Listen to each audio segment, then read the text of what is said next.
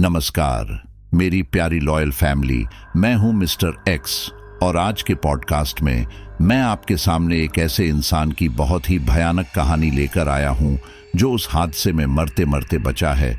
और अगर शायद वो उस हादसे में नहीं बच पाता तो आज उसकी ये कहानी हमारे सामने भी नहीं आती। तो कहानी 5 दोस्तों की है जो अपने ऑफिस से छुट्टियां वगैरह लेकर घूमने के लिए हिमाचल में जाते हैं। अब हिमाचल में आप जानते हैं कि वो पहाड़ी इलाका है, तो वहाँ पर अक्सर टूरिस्ट आते रहते हैं और वो पूरे देश में ही टूरिस्ट हब बन चुका है। और ये जो 5 दोस्त थे ये हैदराबाद के रहने वाले थे और वहीं पर काम किया करते थे। ये दोस्त कॉलेज के समय से ही साथ में थे, उन्होंने साथ ही में पढ़ाई की थी। उसके बाद अलग अलग फील्ड में इन सभी की जॉब लग गई। लेकिन जब भी इनका कभी मन करता था तो ये 5 दोस्त मिलकर के बढ़िया सा प्लान बनाते थे और घूमने के लिए निकल जाया करते थे। तो एक बार उन्होंने प्लान बनाया और ये पहाड़ी इलाके में घूमने के लिए हिमाचल में पहुंच गए। लेकिन हिमाचल में इनके साथ इतना भयावह हादसा हुआ कि इस हादसे में केवल एक ही दोस्त जिंदा बच सका और उसके बाकी 4 दोस्त उस पहाड़ों की माया में हमेशा हमेशा के लिए खो गए। और ये कहानी आज से लगभग 8 से 10 साल पहले की है और जिस इंसान ने हमारे साथ ये स्टोरी शेयर की है उनका नाम है अभय। अभय आज भी उस हादसे को याद करके पूरी तरह से सिहर जाते हैं, लेकिन जैसे तैसे उन्होंने हिम्मत करके अपनी और अपने दोस्तों के साथ घटी हुई ये घटना हमारे साथ शेयर की है। मैं जानता हूं कि अब उनके दोस्त तो वापस नहीं आ सकते, लेकिन अगर वो अपनी बात किसी को बताएंगे तो शायद उनका मन हल्का हो जाए। तो स्टोरी को शुरू करें उससे पहले आपसे यही कहूंगा कि हम आपके लिए इतनी मेहनत से कमाल की स्टोरीज लेकर आते हैं, लेकिन काफ़ी लोग अभी तक भी हमारी फैमिली के मेंबर नहीं बनी है। तो चैनल को सब्सक्राइब करके इस रिश्ते की गांठ को मजबूत कर लीजिए ताकि हर रोज़ आपको बेहतरीन से बेहतरीन कहानियां मैं दे सकूं। और हाँ, जितने भी लोग कहानी सुन रहे हैं वो अपना प्यारा सा कमेंट ज़रूर कर दें। तो आज की स्टोरी हम अभय के पर्सपेक्टिव से ही सुनते हैं। नमस्कार साथियों, मेरा नाम अभय है, मैं हैदराबाद में रहता हूँ। ये घटना मेरी और मेरे दोस्तों की है। मेरे दोस्तों का नाम नीरव, विवेक, दीपक और आकाश था। हम सारे कॉलेज टाइम के दोस्त थे। कॉलेज खत्म होने के बाद हम सभी की जॉब लग चुकी थी और हम सभी अपने कामों में लग चुके थे। हमें जॉब पर लगे अभी 5 महीने हुए होंगे कि हमने सोचा कि चलो छुट्टी लेकर एक साथ पहले की तरह कहीं घूमने जाया जाए। हम सभी ने अपने अपने ऑफिस से 10 दिनों की छुट्टियां ली और फिर अपने घर वालों को भी इस बारे में बता दिया। हम सारे हिमाचल गए। हैदराबाद से हिमाचल का सफ़र काफ़ी लंबा था। हम सारे एक बस से हिमाचल गए थे। वहाँ आकर हम लोगों ने एक सस्ते होटल में चेकिंग किया क्योंकि हम लोग रहने पर ज़्यादा पैसे खर्च नहीं करना चाहते। लेकिन हम लोगों ने इस बात का ध्यान रखा कि वह होटल जंगल के एकदम पास हो, क्योंकि अगले दिन हमें जंगल में ट्रैकिंग करने जो जाना था। हम 5 लगभग रात के समय वहां पहुंचे, इसलिए खाना खाकर हम सारे चुपचाप सो गए। अगले दिन हम सारे नहा धोकर तैयार हुए और फिर खाना खाने के बाद हम सब अपने साथ वहां के किसी लोकल शख्स को लेकर जंगल घूमने गए।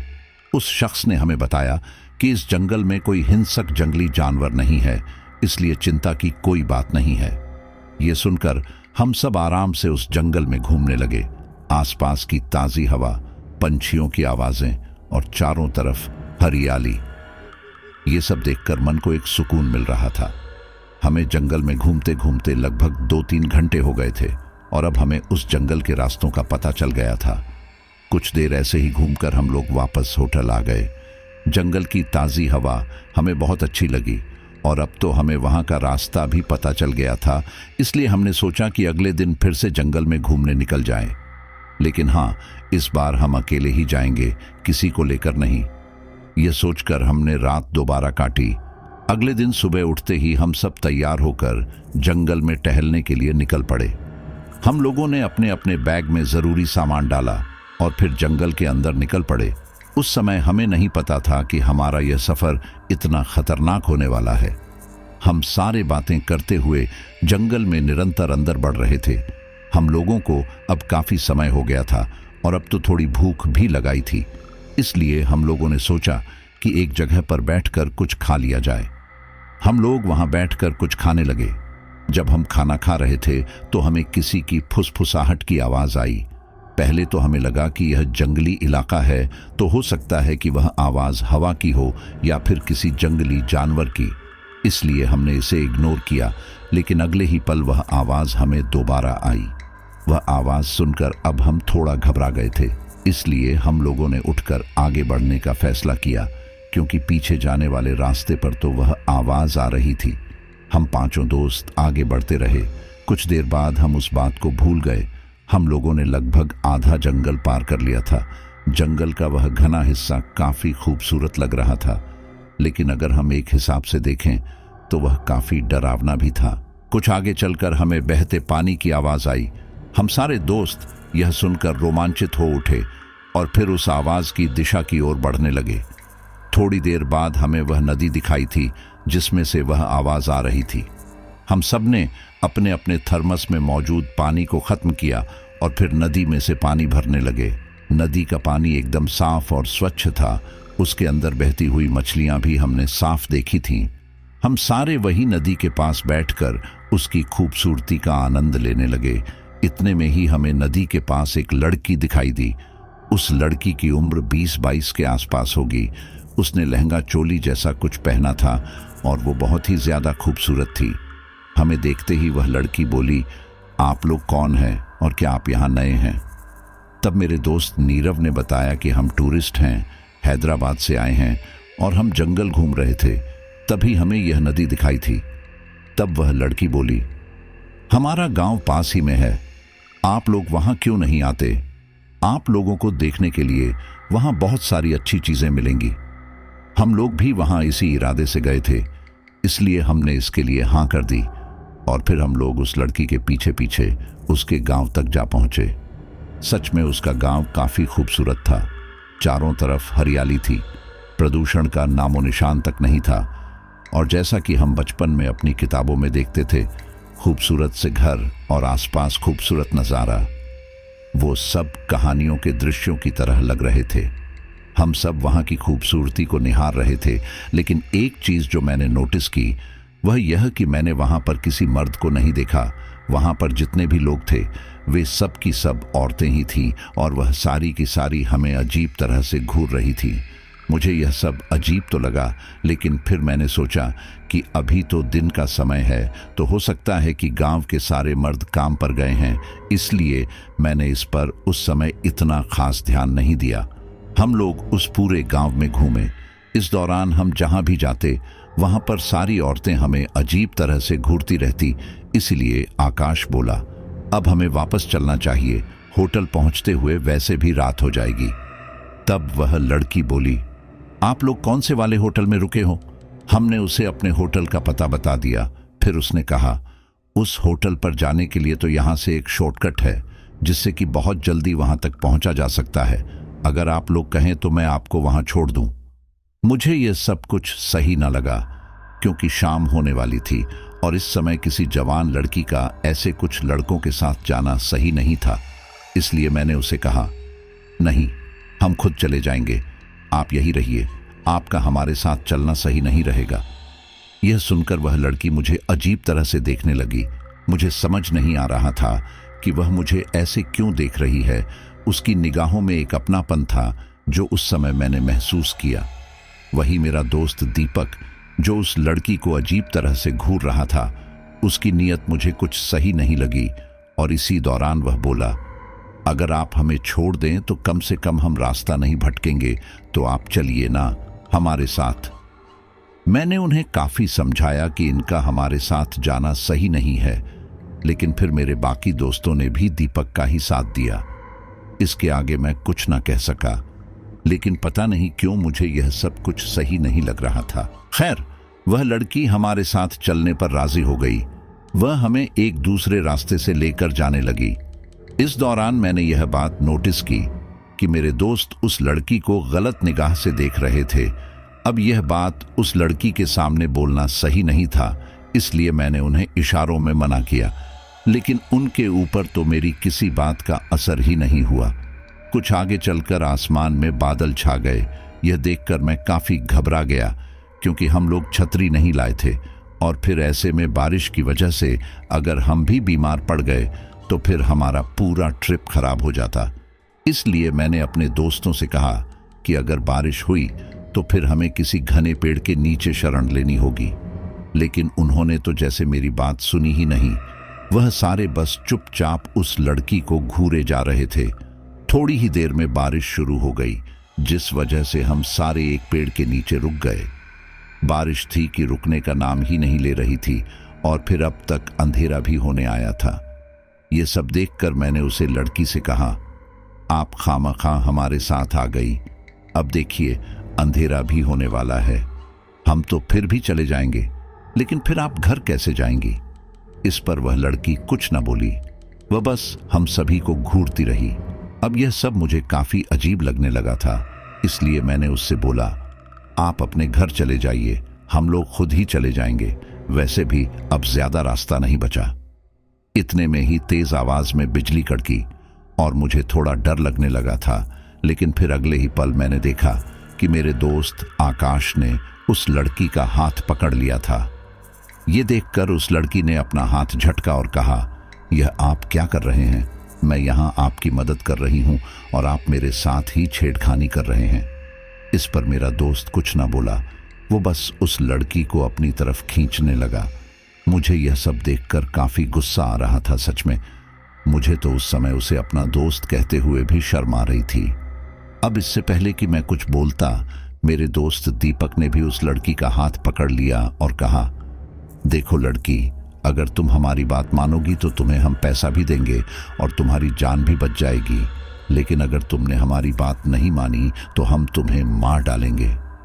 ये सब सुनकर मैं काफी हैरान रह गया, क्योंकि ये लोग मेरे दोस्त कम और कोई हैवान ज्यादा लग रहे थे। मैं अपने आंखों के सामने यह सब होता नहीं देख सकता था, इसलिए मैं जोर से बोल पड़ा, ये सब क्या बोल रहे हो तुम लोग? इस लड़की को छोड़ो। अब इसके आगे मैं या कोई और कुछ बोलता, वह लड़की जोर से हंसी। मुझे समझ नहीं आ रहा था कि उसे ऐसी सिचुएशन में हंसना क्यों आया, लेकिन पता नहीं उस समय ऐसा क्या हुआ था कि मुझे मेरी आंखों के आगे अंधेरा सा छाने लगा। मुझे सब कुछ धुंधला धुंधला नजर आने लगा और फिर मुझे याद नहीं कि क्या हुआ, लेकिन जब मेरी आंख खुली तो मेरे हाथ बंधे हुए थे। मेरा सर बहुत जोर से दुख रहा था।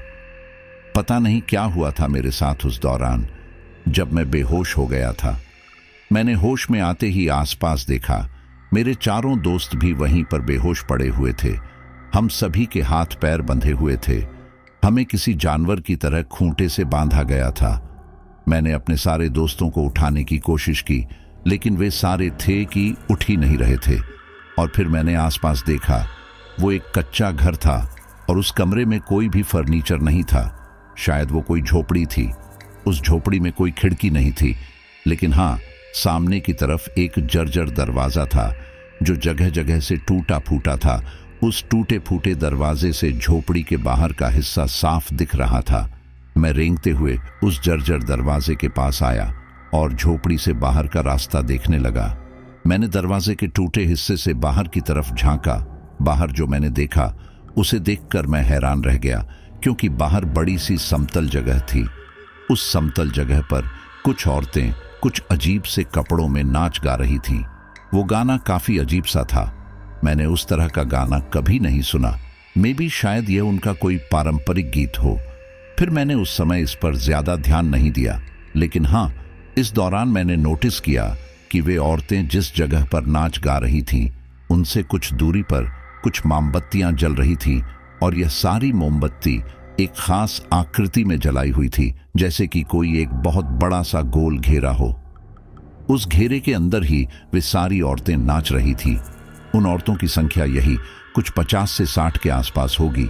जहां तक मैं अंदाजा लगा पा रहा था, उन सभी औरतों ने कमर पर एक झाड़ू जैसा कुछ बांधा हुआ था और इस झाड़ू के साथ ही वे सारी बैठे बैठे कोई डांस कर रही थी। ये सब मुझे बहुत अजीब सा लग रहा था। मुझे ये सब देखकर बहुत अजीब सी वाइब्स आ रही थी। वह सारी औरतें जब नाच रही थीं और नाचते हुए जब वह इधर उधर हटी, तो मैंने देखा उनके बीचों बीच एक औरत पालथी मारकर बैठी हुई थी उसने भी वैसे ही कपड़े पहने हुए थे जैसे बाकी सभी ने। अचानक कुछ देर बाद उन लोगों ने नाचना बंद कर दिया।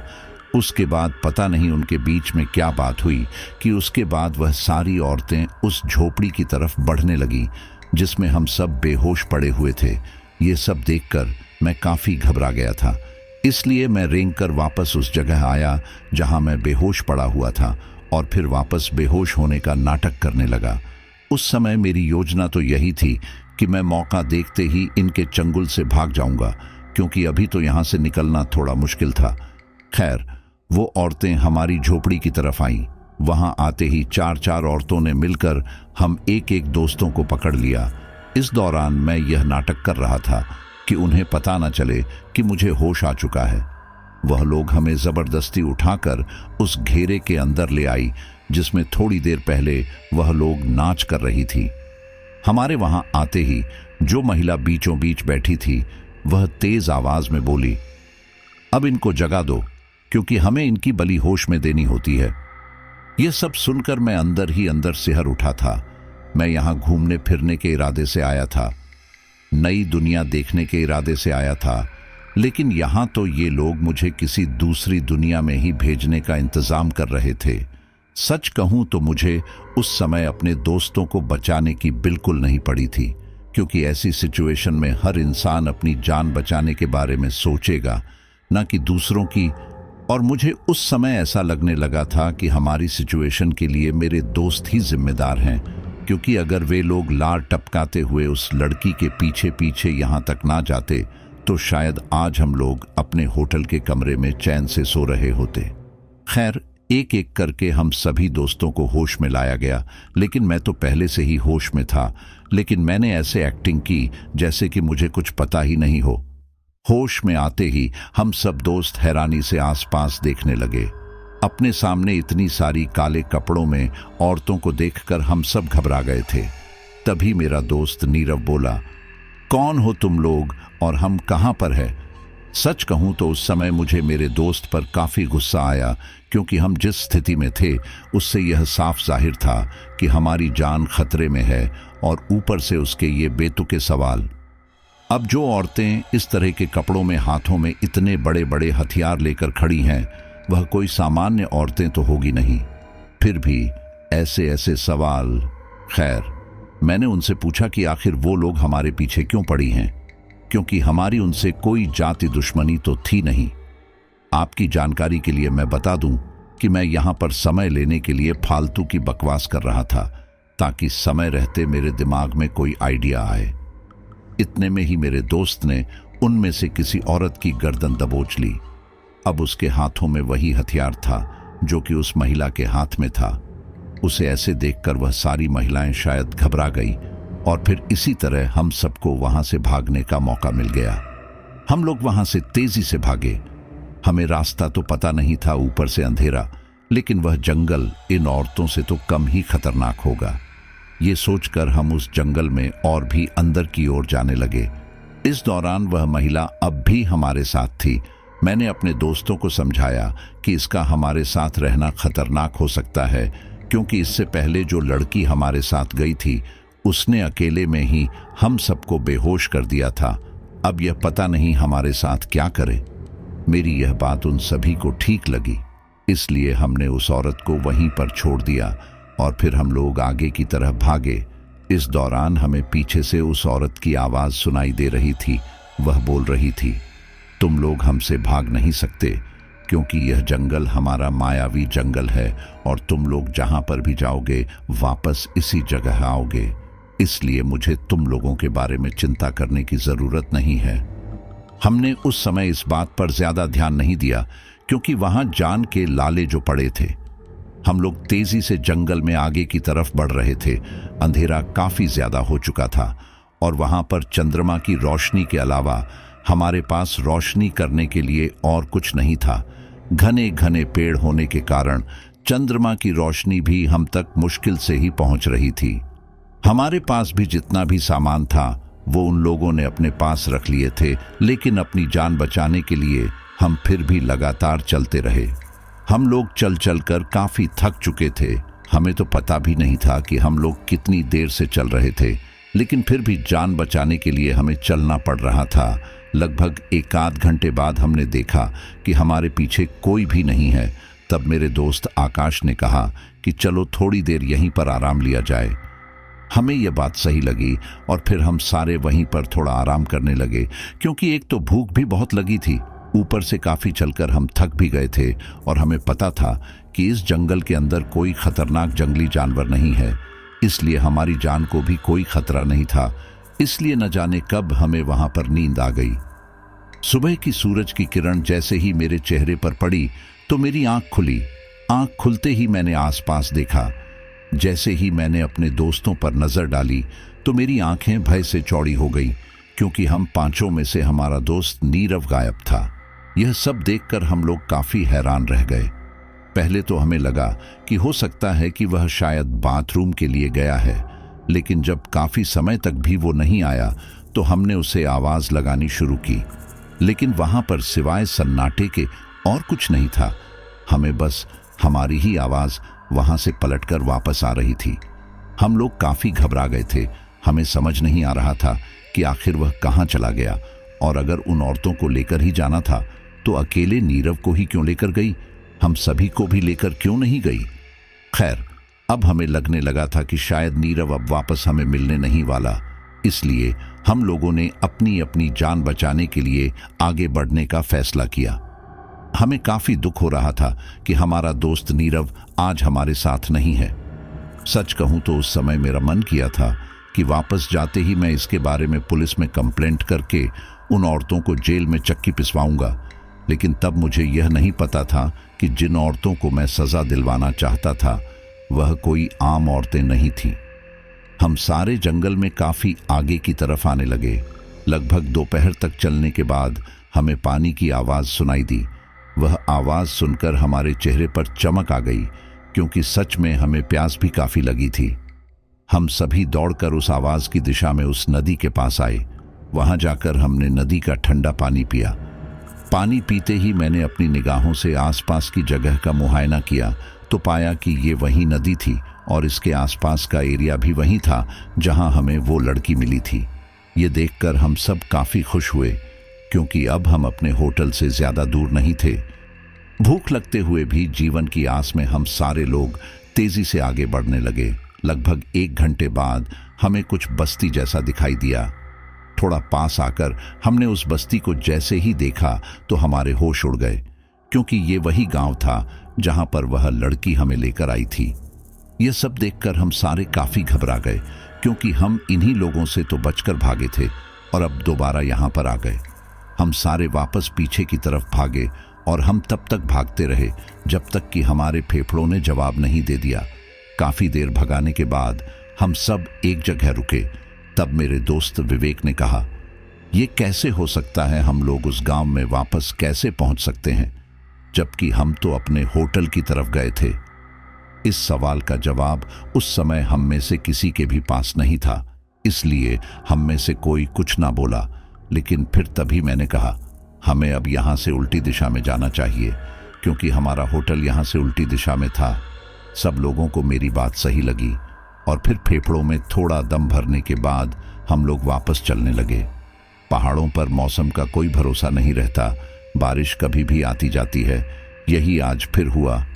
अचानक से आसमान में काले बादल घिरने लगे, जिस वजह से हम चारों को रुककर एक घने पेड़ के नीचे शरण लेनी पड़ी। एक तो बारिश, ऊपर से ये खतरनाक जंगल, इन सब ने हमारी मुश्किलें बढ़ा दी थीं। अब हम सारे उस पल को कोस रहे थे जब हमने यहाँ पर आकर ट्रैकिंग करने का प्लान बनाया। हमने कल दोपहर से कुछ नहीं खाया था, ऊपर से उन औरतों का डर हमें अंदर ही अंदर खाए जा रहा था। लगभग 2-3 घंटे हो चुके थे और बारिश थी कि रुकने का नाम नहीं ले रही थी, इसलिए हमने बारिश में ही आगे बढ़ने का फैसला किया, क्योंकि थोड़ी ही देर में रात हो जाती तो फिर हमारी मुश्किलें और बढ़ सकती थीं। हम लोग बारिश में भीगते हुए आगे बढ़ने लगे। बारिश की वजह से जंगल की चिकनी मिट्टी और ज्यादा गीली पड़ गई, जिस वजह से उसमें हमारे पैरों के निशान छपने लगे। हालांकि घनी घनी घास ने हमारे पैरों के निशान छिपा दिए थे, लेकिन अंदर ही अंदर मुझे यह डर खाए जा रहा था कि कहीं हमारे पैरों के निशान से वह खतरनाक औरतें हम तक पहुंच न जाएं। लेकिन शायद उनका हमारे पीछे आने का कोई इरादा नहीं था। शाम होने लगी थी। ऊपर से काले काले बादलों ने सारे आसमान को घेर कर रात जैसा माहौल बना दिया था। हम सारे काफी देर से चल रहे थे, लेकिन अब चलने की हिम्मत खत्म हो चुकी थी। इसलिए हमने एक जगह रुक कर आराम करने की सोची। हम सारे लोग एक घने पेड़ के नीचे बैठ गए। वैसे तो हम सारे भीगे हुए थे, लेकिन थकान के कारण हमें नींद कब आ गई पता ही नहीं चला। कुछ देर बाद जब मेरी आंखें खुली तो मैंने पाया कि मेरा दोस्त आकाश वहां नहीं था। ये देखकर मैं काफी घबरा गया। मैंने हमारे बाकी दोस्तों को उठाया। उठते ही मैंने उन्हें सारी बात बताई। हम सब मिलकर आसपास ही आकाश को ढूंढने लगे। तभी हमने देखा कि बारिश रुक चुकी थी। तो विवेक बोला, शायद वो अकेले ही यहां से चला गया हो। पहले तो मुझे लगा कि वो हमें उठा सकता था, लेकिन फिर अगले ही पल मैंने सोचा कि आकाश ऐसा पहली बार नहीं कर रहा। वो अक्सर ही हमें मुसीबत में छोड़कर भागा है, इसलिए हम लोग भी उसे कोसते हुए आगे की ओर बढ़ गए। अब तक रात काफी हो चुकी थी, लेकिन हम लोग आराम करके थोड़ा अच्छा महसूस कर रहे थे, इसीलिए आराम से चलते रहे। हमारे मन में एक डर भी बैठा हुआ था कि कहीं वो रहस्यमयी औरतें हमें पकड़ ना लें। हम तीनों ही घबराते हुए आगे बढ़ रहे थे। रात के समय वातावरण में हमारे कदमों की आवाज गूंज रही थी। हमें समझ नहीं आ रहा था कि आखिर कितना समय हो गया होगा। हम लगभग 2 दिन के भूखे थे। उस जंगल में अब तक कोई फल का पेड़ भी दिखाई नहीं दिया, जिससे हम अपनी थोड़ी भूख शांत कर पाते। हम लोग काफी समय तक ऐसे ही चलते रहे कि तभी अचानक हमें दूर से कुछ रोशनी दिखाई दी। वो देखकर हमारी आंखें चमक उठी और हम सारे पहले से ज्यादा तेजी से उस रोशनी की दिशा में बढ़ गए। जब हम उस रोशनी से थोड़ा दूर थे, तब हमारे कदम वहीं ठिठक गए, क्योंकि वो कुछ और नहीं बल्कि उन्हीं रहस्यमयी औरतों का गांव था। मेरा दिल बैठे जा रहा था कि आखिर हम घूम फिरकर वापस उसी जगह कैसे आ सकते हैं। ये सोचकर हम सारे अपनी जान बचाकर वापस जंगल के अंदर भागने को हुए। लेकिन ठीक इसी दौरान हमें पीछे से अजीब से मंत्रों की आवाज सुनाई दी। वो आवाज मैं पहचानता था। वो आवाज उन्हीं रहस्यमयी औरतों की थी। हम सारे डर के मारे पलटे। पलटते ही हमने पाया कि उन्हीं के ग्रुप की कुछ औरतें हमारे पीछे खड़ी थीं। इस दौरान उनके चेहरों पर सपाट भाव थे और वे लगातार मंत्रोच्चारण करते हुए हमारी ओर बढ़ रही थी। हम में से सबसे आगे विवेक खड़ा था।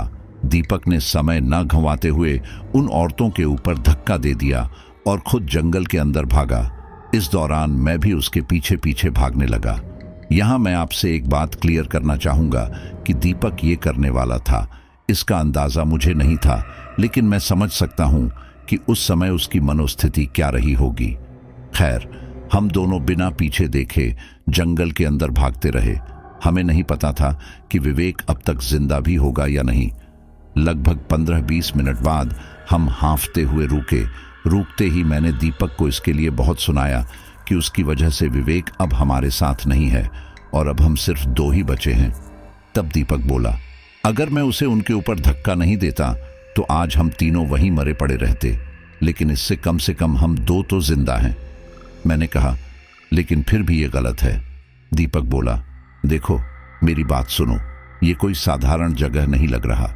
हो ना हो ये औरतें कोई डायने या चुड़ैलें हैं और ये पूरा जंगल उनके इलाके में आता है।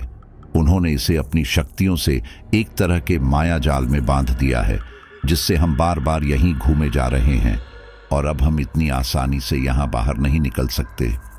यहाँ से निकलने का रास्ता जरूर होगा और वो हमें इतनी आसानी से दिखाई नहीं देगा। ये सुनकर मैं परेशान हो गया। मेरे मन में बचने की रही सही उम्मीद भी दम तोड़ने लगी थी, लेकिन मरता क्या ना करता। ये सोचकर कि जब मरेंगे तब देखी जाएगी, लेकिन उससे पहले कोशिश तो करूंगा ही, ताकि मरते समय इस बात का अफसोस ना रहे कि मैंने कोशिश नहीं की। ये सोचकर हम उस जंगल के अंधेरे में आगे बढ़ने लगे थे। अब तक हमें समझ आ चुका था कि हम वापस घूम फिरकर उन्हीं औरतों के गांवों में ही पहुंचेंगे, इसलिए हमने इस बार दूसरा रास्ता लेने की सोची। इसी के साथ ही मैं पेड़ों पर निशान भी बनाता गया, ताकि हमें पता चल सके कि हम यहाँ से गुजरे थे या नहीं। हम दोनों को चलते चलते सुबह हो गई और इसी के साथ ही हमने दिन के उजाले में थोड़ा आराम करने का सोचा। हम दोनों ही एक घने पेड़ के नीचे लेट गए। पेड़ के नीचे लेटे लेटे मेरी नजर अचानक ही पेड़ के ऊपर पड़ी। तब मैंने ध्यान दिया कि यहाँ पर अब तक किसी पंछी की आवाज नहीं आई और ना ही अब तक कोई छोटा मोटा जानवर दिखाई दिया। मैंने दीपक से इस बारे में बात की, लेकिन उसने इस ओर ध्यान नहीं दिया। फिर मैं भी इस बारे में भूलकर आराम करने लगा। थोड़ी देर बाद दीपक बोला, हमें थोड़ी देर सो लेना चाहिए, लेकिन अगर हम दोनों एक साथ सोए तो कहीं वो औरतें हमें भी ना ले जाएं, इसलिए हम में से एक को जागना होगा। इस बात से मैं सहमत हो गया, क्योंकि हम पूरी रात से चल रहे थे। फिर तभी उसने कहा कि वो पहले आराम करेगा और फिर थोड़ी देर बाद मैं आराम करूं। मैं इस पर भी राजी हो गया और फिर दीपक आराम से सो गया। इस दौरान मेरी आंखों के आगे लगातार मेरे दोस्तों का चेहरा घूम रहा था। मुझे समझ नहीं आ रहा था कि आखिर क्या गलती थी उनकी, जो उन्हें इस तरह की मौत मिली, और अगर मैं यहां से बच भी गया तो उनके घर वालों को क्या जवाब दूंगा। ये सोचकर ही मेरा दिल बैठा जा रहा था कि तभी पत्तों के हिलने से मेरा ध्यान भंग हुआ। मैंने उस आवाज की दिशा में देखा तो पाया कि वह आवाज उस पेड़ के ऊपर से आ रही थी। पेड़ के ऊपर उन्हीं के साथ की एक औरत हमें ही भयानक ढंग से मुस्कुराते हुए घूर रही थी। ये देखकर मैं काफी घबरा गया और फिर जल्दी से दीपक को उठाया।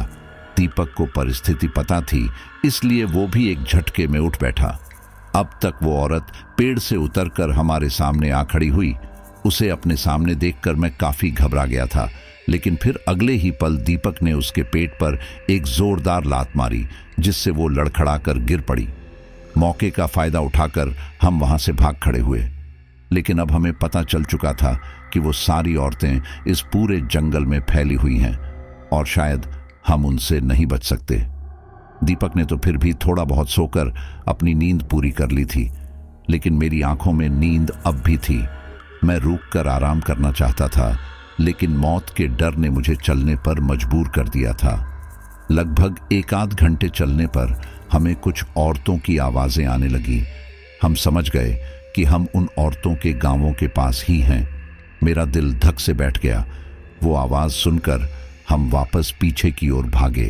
इन सब से दीपक काफी गुस्से में आ गया था, क्योंकि हम 2 दिन के भूखे प्यासे लगातार भाग रहे थे। हमने कभी नहीं सोचा था जान बचाने के लिए हमें इस तरह का संघर्ष भी करना पड़ सकता है।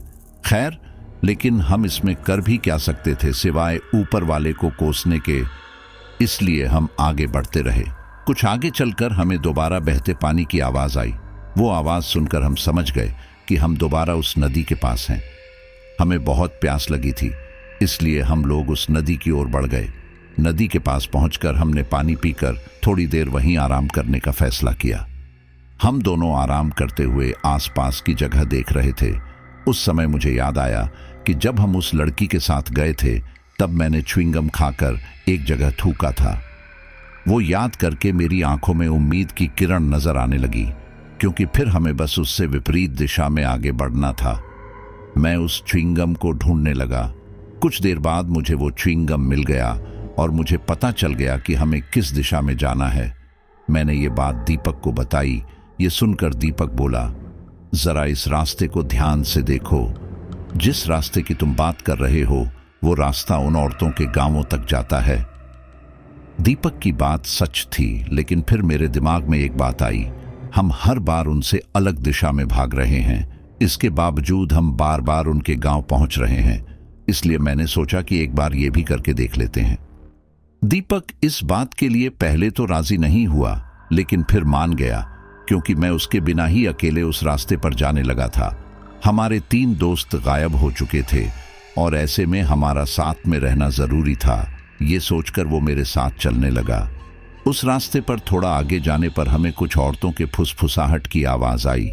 हमारे कदम वहीं रुक गए और हम दोनों घबराते हुए आसपास देखने लगे, लेकिन आसपास कोई भी नहीं था और वो आवाजें अब भी आ रही थीं।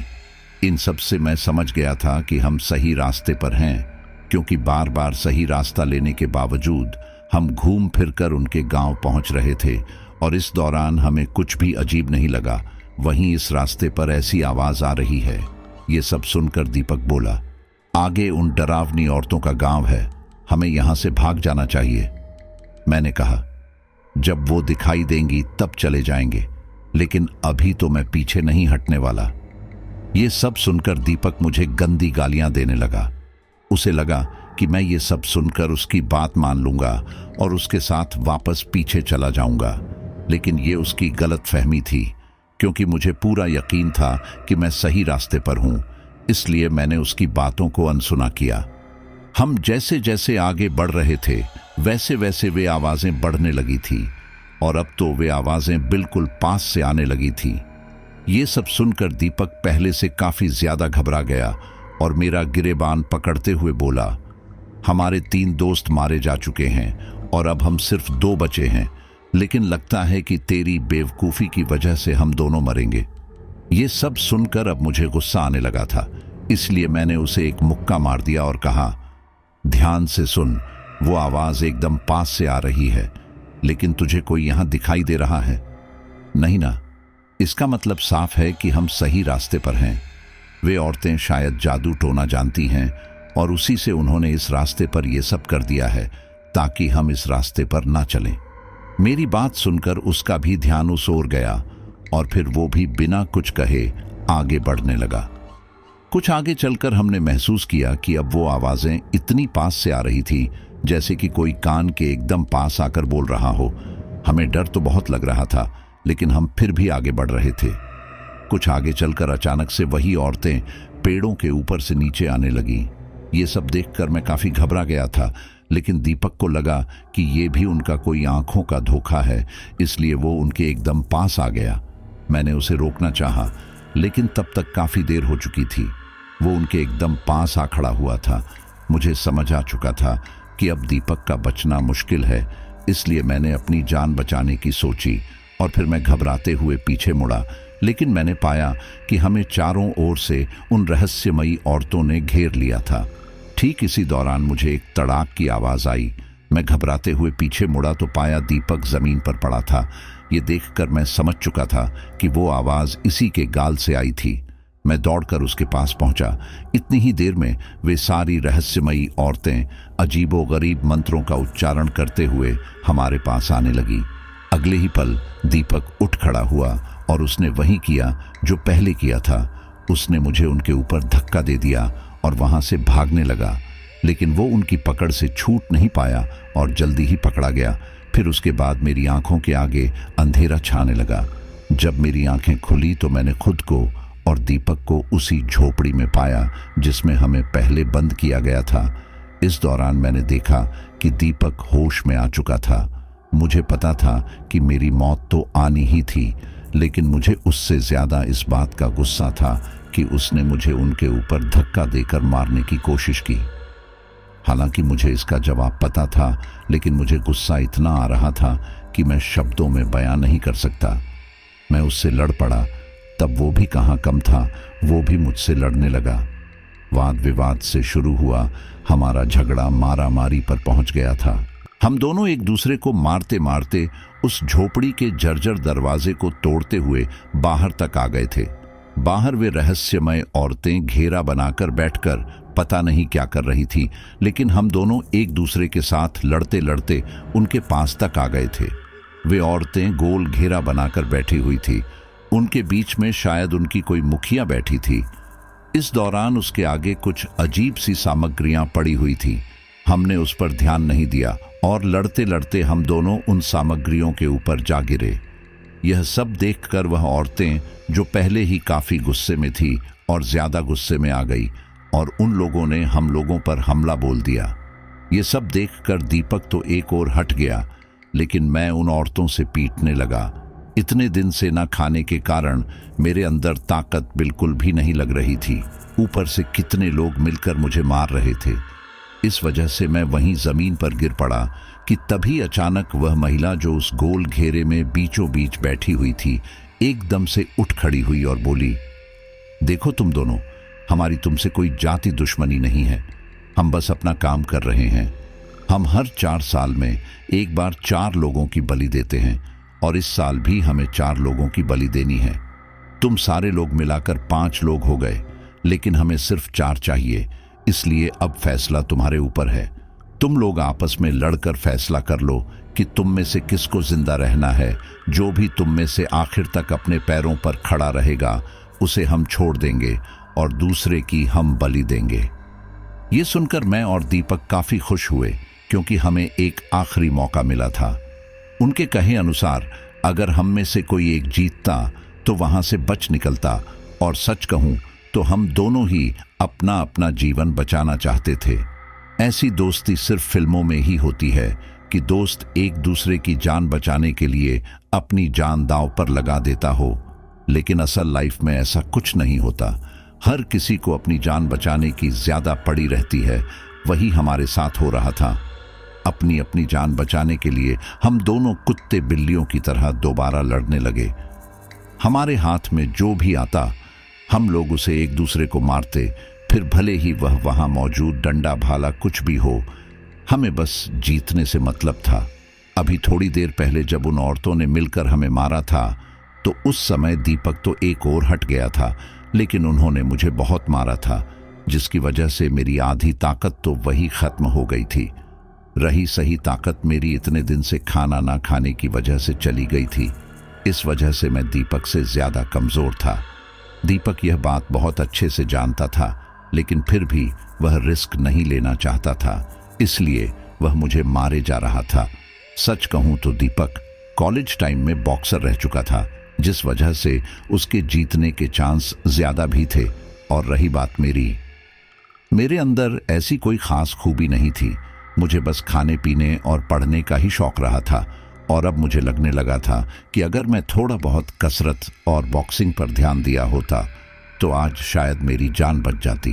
कुछ ही देर में दीपक ने मुझे मार मार कर अधमरा कर दिया। अब मैं उस गोल घेरे में बीचों बीच था। तब दीपक बोला, देखो मैं जीत चुका हूं, इसलिए अब मुझे यहां से निकाल दो। यह सुनकर मैं काफी घबरा गया। मेरी आंखों के आगे मौत नाचने लगी थी। मुझे अपना अंतिम समय नजर आने लगा था, इसलिए जैसे तैसे मैं अपने शरीर की सारी ताकत को इकट्ठा कर फिर से खड़ा हुआ। यह देखकर उन महिलाओं की मुखिया बोली, मुकाबला अभी खत्म नहीं हुआ, यह अभी भी अपने पैरों पर है। तुम दोनों को एक दूसरे को इतना मारना है कि वह दोबारा अपने पैर पर खड़ा ना हो, इसलिए दोबारा शुरू हो जाओ। मुझे उठ खड़ा देखकर दीपक को काफी गुस्सा आया। उसके मन में मौत का डर घर जो कर गया था, और उसने मुझे लात मारकर गिराया और कहा, तू उठ क्यों रहा है? मर क्यों नहीं जाता? तेरी वजह से अगर मेरी जान बचाती है तो तुम मर जा। मुझे काफी गुस्सा आया, क्योंकि सिर्फ अकेला वही नहीं था जिसको जीना था। मैं भी जीना चाहता था, लेकिन मैं कुछ ना कर सका। उसने दोबारा मेरे मुंह पर एक जोरदार लात मारी, और फिर मैं पीठ के बल जमीन पर जा गिरा। मुझे पता नहीं उसके आगे क्या हुआ, लेकिन कुछ सेकंड के लिए मेरी आंखों के आगे अंधेरा सा छा गया था। अगले ही पल मैंने अपने आप को दीपक के मजबूत शिकंजे में पाया। उसने मेरी गर्दन दबोच ली थी, और फिर उसने कहा, बता, हार मानेगा या नहीं? मेरा दम तो घुट रहा था, लेकिन मुझे पता था कि यह मुझे गला दबाकर मार नहीं सकता, क्योंकि इन औरतों को किसी की बलि चाहिए, और अगर दीपक ने मुझे मार दिया तो फिर ये औरतें दीपक की ही बलि देंगी।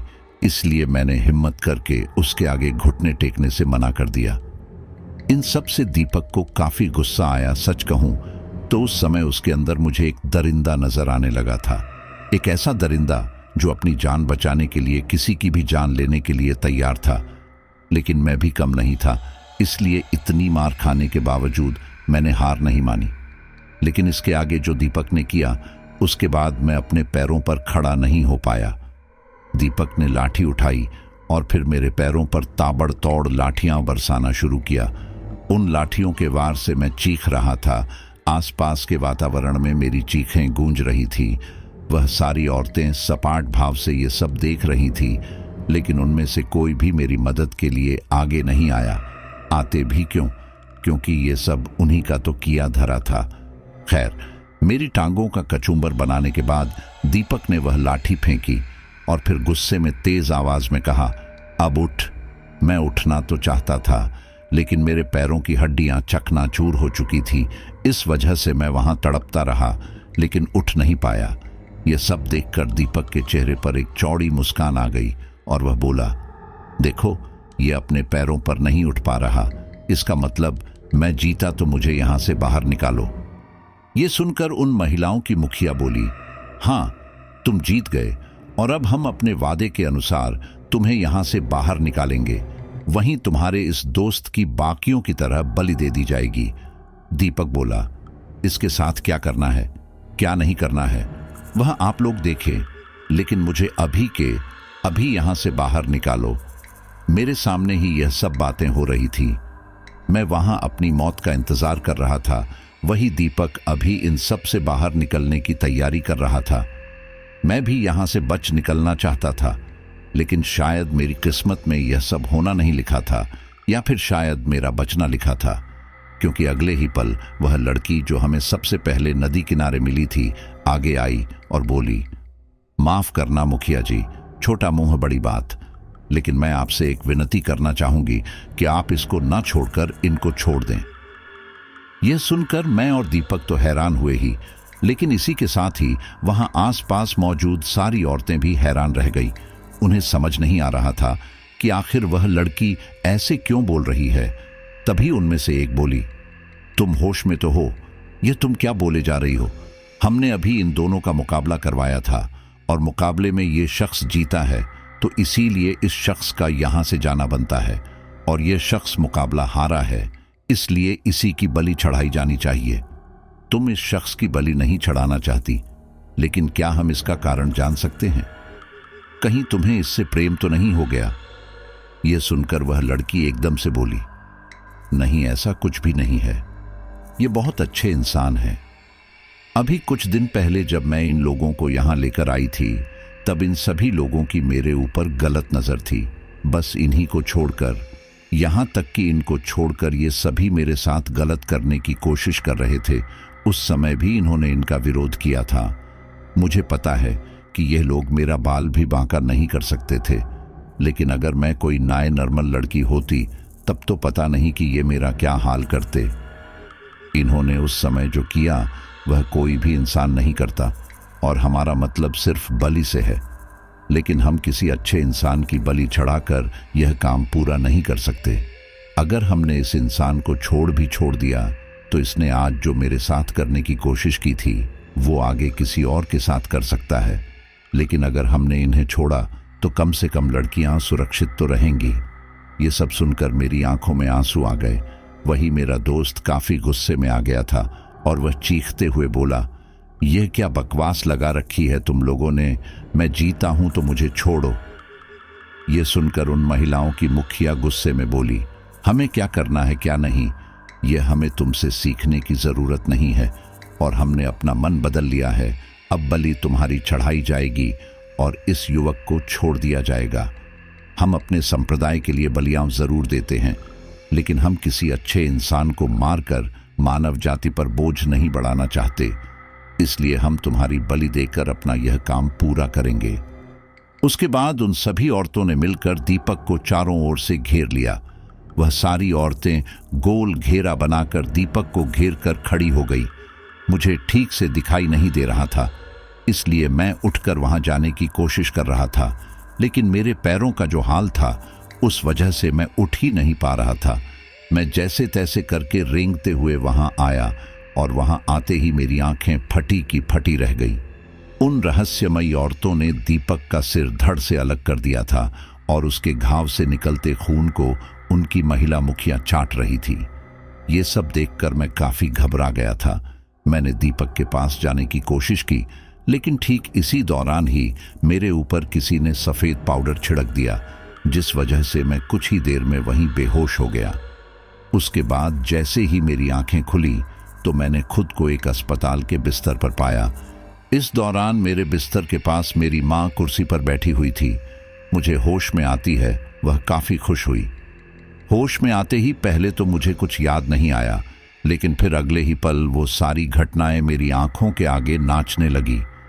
मैंने सभी लोगों को वह सारी बातें बताई, लेकिन किसी को भी मेरी बातों पर यकीन नहीं हुआ, क्योंकि ऐसा पॉसिबल नहीं था।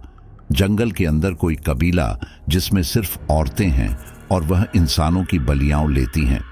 लेकिन फिर भी एक सर्च टीम मेरे कहे मुताबिक उस जंगल में गई, क्योंकि मेरे दोस्त लापता थे और आखिरी बार वह मेरे साथ ही देखे गए थे, और मेरी ऐसी हालत थी तो उस वजह से उनके पास मेरी बात मानने के अलावा और कोई चारा ही नहीं था। उन लोगों ने स्थानीय लोगों की मदद से वह पूरा जंगल छान मारा, लेकिन उस जंगल के अंदर सब कुछ सामान्य था, जिस वजह से सबको यही लगा कि शायद मैं पागल हो गया हूं और इसीलिए ऐसी बहकी बहकी बातें कर रहा हूं। आज इस बात को पूरे 7-8 साल हो चुके हैं, लेकिन आज तक मेरे दोस्तों का कोई अता पता नहीं चला। उनके घर वालों ने तो उनकी वापस आने की उम्मीद ही छोड़ दी है, और सच कहूं तो मुझे भी यही लगता है कि वह लोग वापस नहीं आने वाले, क्योंकि उन सब की तो बलियां उन रहस्यमय औरतों ने उस समय ही चढ़ा दी थी। लेकिन सच कहूं तो मुझे यकीन नहीं होता कि मैं वहां से मरते मरते बचा, और वह भी सिर्फ इसलिए क्योंकि मैंने एक अच्छाई कर दी थी। तो साथियों, हमारी आज की ये स्टोरी यहीं पर पूरी होती है, और अभय की जान इसीलिए बच पाई क्योंकि उसके अंदर एक अच्छाई छिपी हुई थी। और आज के जिस समाज में हम रहते हैं, वहां पर किसी इंसान के अंदर ऐसी अच्छाई छिपे रहना बहुत ही कम लोगों में ऐसा देखने को मिलता है। बल्कि आज के समय समाज में हर तरफ ऐसे हवस के भेड़िए घूम रहे हैं, जिनसे समाज की कोई भी औरत, कोई भी स्त्री सुरक्षित नहीं है। लेकिन अगर आपके अंदर अच्छाई है तो भले ही फिर आपके सामने डायन चुड़ैल जैसी कितनी भी बड़ी बुराई क्यों ना आ जाए, लेकिन आपकी अच्छाई के सामने वो भी हार मान जाएगी। तो साथियों, उम्मीद करता हूं कि आपको ये स्टोरी पूरी तरह से पसंद आई होगी। हालांकि काफी कम लोग ऐसे होते हैं जो आखिर तक स्टोरी सुन रहे हैं। अगर आप आखिर तक कहानी सुन रहे हैं तो मुझे कमेंट बॉक्स में जरूर बताइए, ताकि मैं आपका नाम अगली स्टोरी में ले सकूं। चलिए अब हम अपने लॉयल फ्रेंड्स के नाम लेते हैं। राम प्रसाद बेगा, शहडोल; अनिल कुमार तिवारी, नागपुर; रमेश कुमार, प्रयागराज; आकाश, अलीगढ़; अभिमन्यु, उत्तर प्रदेश; गौरव सिंह, लखनऊ; आदर्श कुमार, गोरखपुर; गुरमीत सिंह, राजस्थान; संजय कुमार, बिहार; प्रीति सिंह, हाथरस; मनीषा, मुंबई; मधु कोटा; कृष्णपाल सिंह, गाजियाबाद; पूजा गुरनानी। सभी का बहुत बहुत धन्यवाद। और इस कहानी को तैयार करने में हमारी सहायता की है ममता सहाय ने। चलिए अगली स्टोरी पर मिलते हैं।